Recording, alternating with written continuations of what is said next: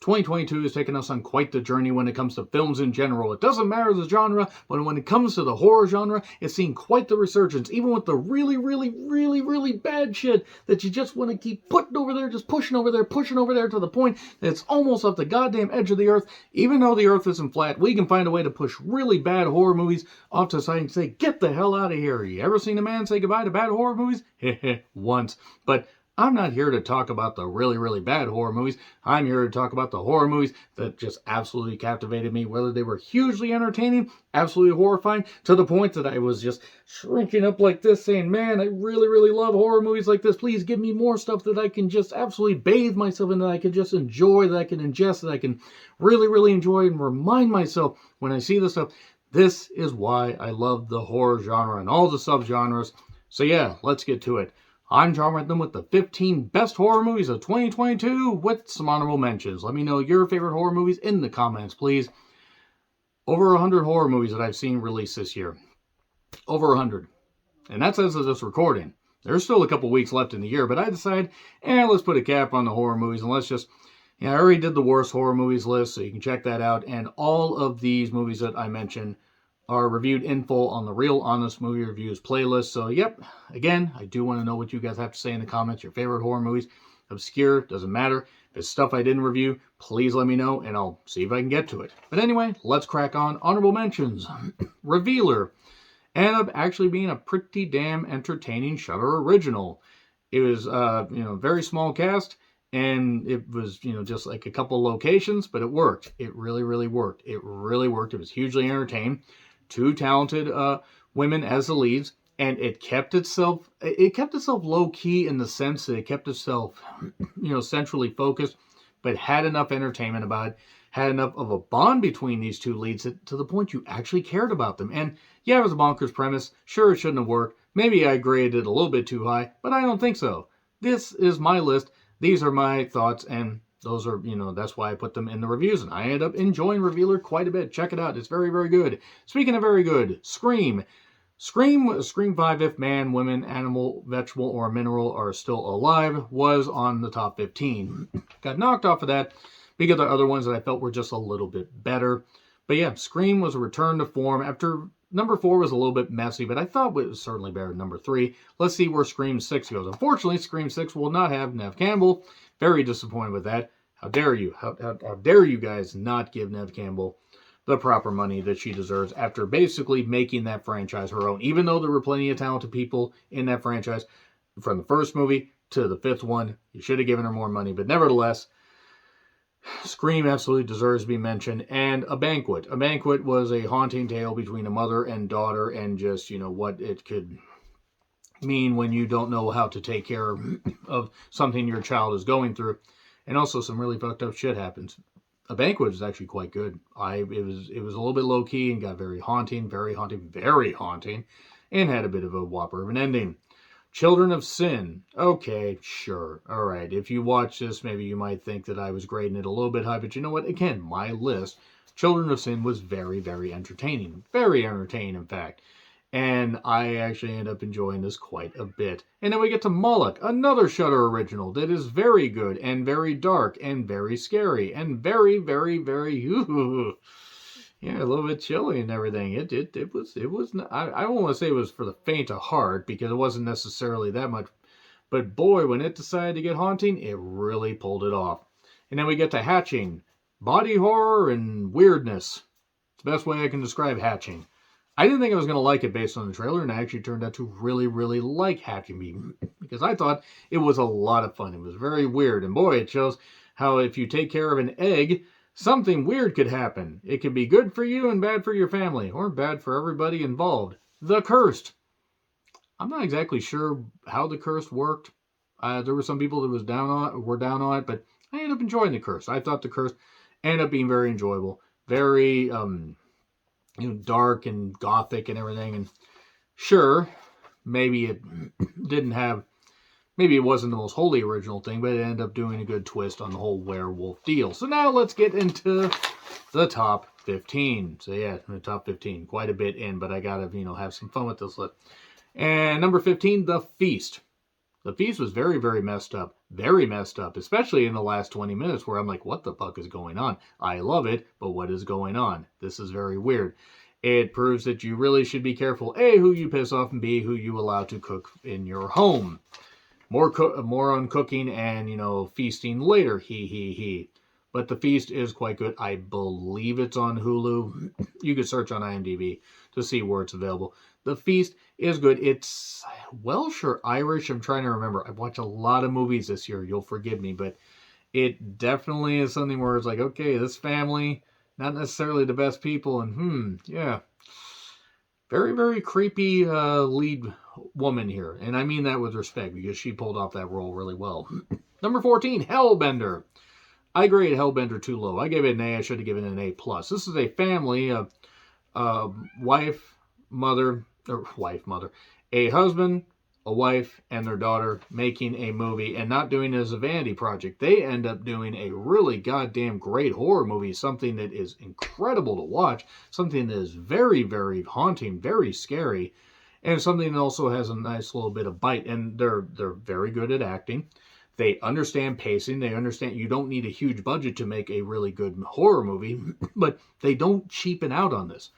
They apparently, have done well as far as like whatever they do. I mean, I think they've made some other movies, and apparently they're really successful because they managed to make a movie while low budget, had that feel of, holy shit, there's some good stuff. This is on Shudder, and it is well worth checking out and has a hell of an ending.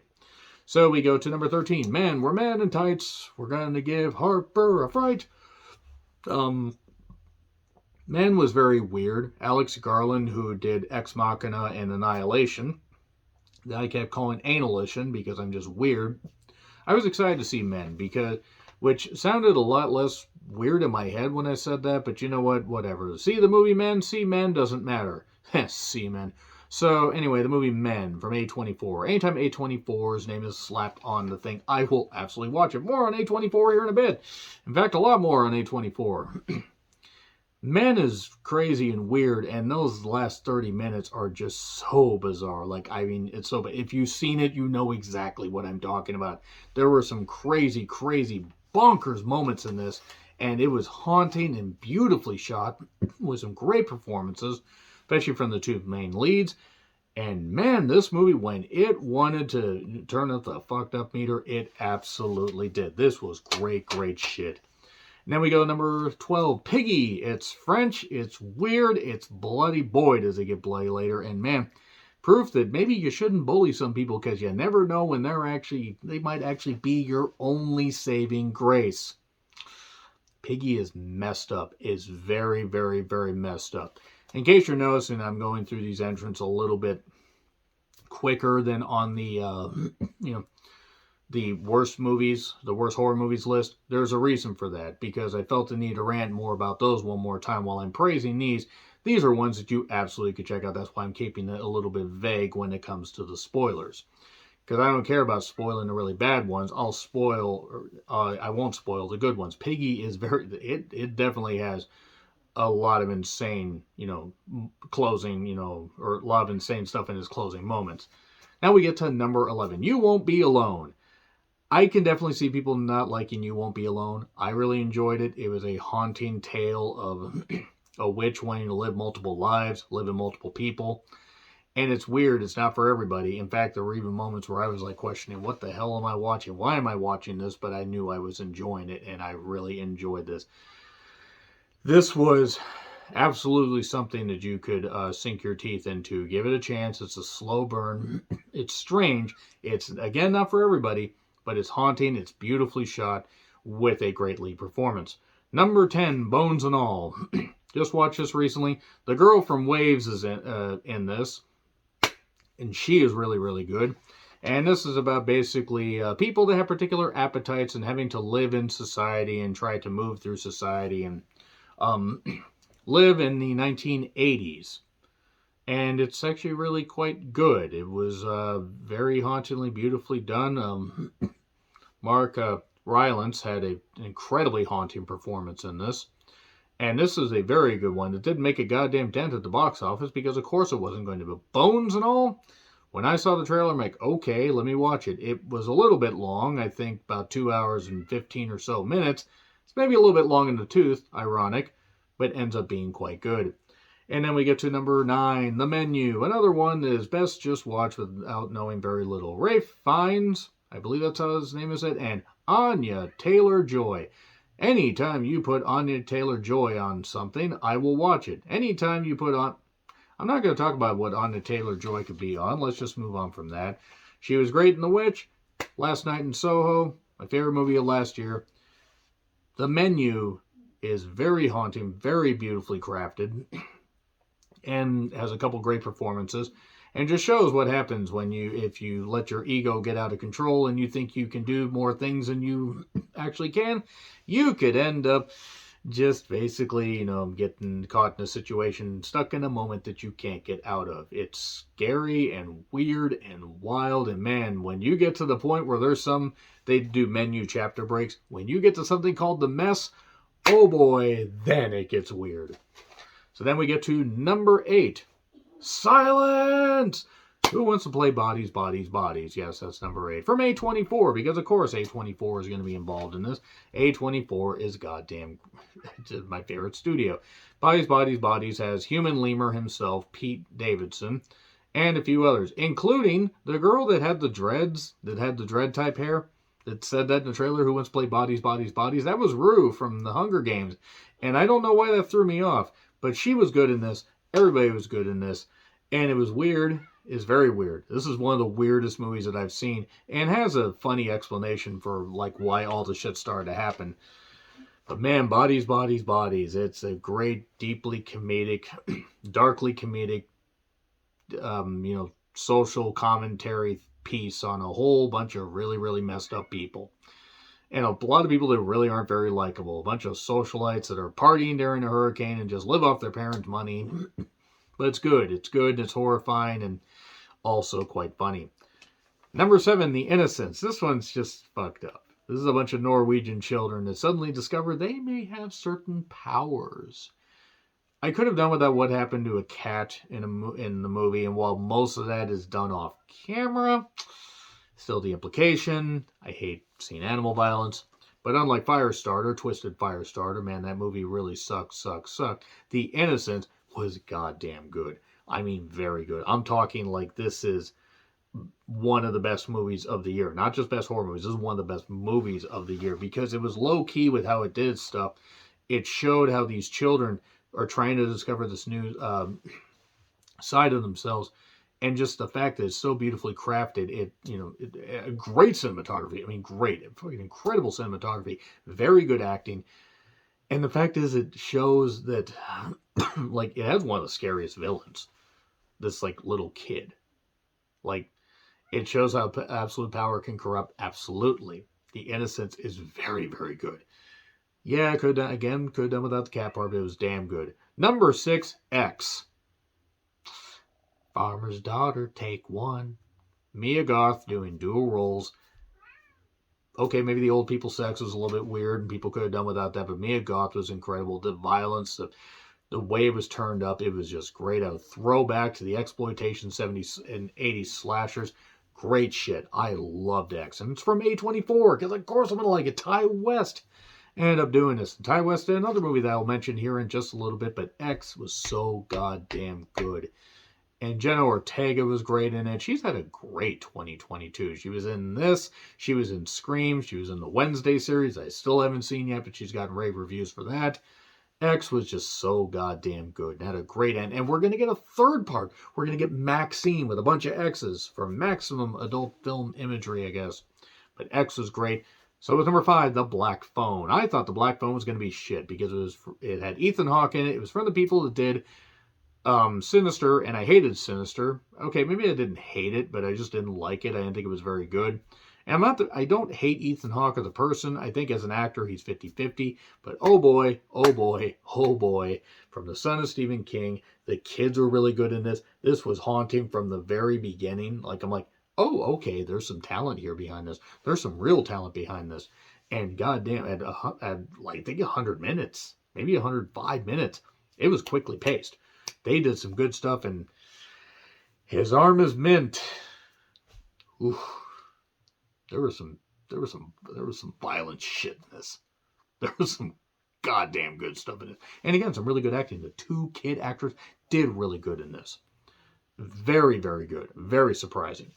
Number 4, Pearl. Mia Goth having that long interrupted take where she's just just confessing all the stuff she did to her, the sister-in-law. Just, my God, that scene alone. But Mia Goth in just absolutely captivating in this role. The fact that it was a mixture of Wizard of Oz and whatever happened to Baby Jane and a few other horror movies.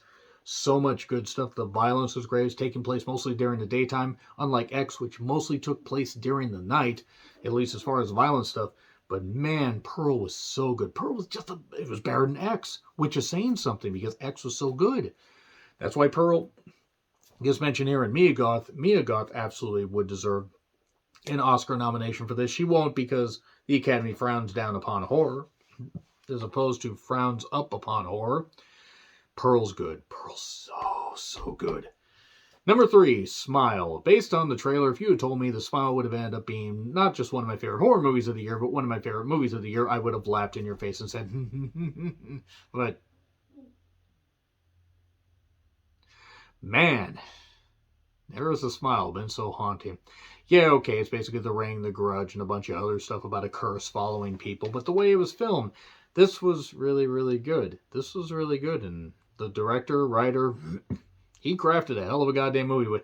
It made me never want to hear Lollipop by the Colettes ever again. Lollipop, Lollipop. I think the Colettes. I actually don't remember if that's the name of the name of the band. I might have screwed that up. But Lollipop, Lollipop. Oh, Lollipop. Smile is goddamn good. Just like number 2, Barbarian. I was almost tempted to flip both of these, but I ended up enjoying Barbarian just a little bit more. I thought Barbarian was beautifully filmed. The lead, she was great. I said everyone's disregarding Tess Tess made some of the worst decisions in movies, and everybody disregarded her stuff. Bill Skarsgård was great in this. Justin Long was very, very good in this. I wish that Justin Long would get some more roles because he just seems like he's, a natural at this and seems so full of life. And I just wish that he got more chances to have meaty roles like this. But Barbarian ended up being goddamn good. A very surprising movie. I didn't see that many trailers for it. And anything I saw was, nothing really gave it away. And man, I wasn't ready for some of this shit the way it was filmed. There's one particular part where they do a flashback. And the way they shoot it, the way they film it, it's so colorful. But there's just that feeling hanging over your head. Man, it's really good. It's not quite number 1, though. Number 1? Nope. Nope is number 1. Why? Because Jordan Peele nailed it, and geez, I have never been so afraid to see a chimpanzee on a TV set. If you've seen the movie, you know what I'm talking about. That shit is haunting, really haunting. And this beautifully shot nighttime scenes, the way they do the twists and turns, what the reason actually is behind the entity, and what's going on. You think it's going to go this direction, actually goes this direction. It's scary. It's very comedic, the whole thing. Nope, not going out in that. It's so good. It's so goddamn good. Jordan Peele does it again. He absolutely does it again. I'd rank it Nope, Us, and Get Out. I'd say Get Out was probably, even though Get Out may be the favorite for some people, I think it's the 3rd in the trilogy that he's done, even though the movies aren't interconnected. But Nope is absolutely my scariest movie of the year. I rewatched it recently and it was just haunting. I'm like, get me off of this set. I don't want to be on this set. Get that monkey away from me. Get that monkey away from me. It was so weird. It was so weird and so cool and so scary. And okay, you could argue that some other movies were scarier than this. But as far as being a best movie and a horror movie, this nailed it. So let me know your thoughts in the comments. Like, share, subscribe, Twitter handle in the description. I'm John Retlin. I'll see you soon.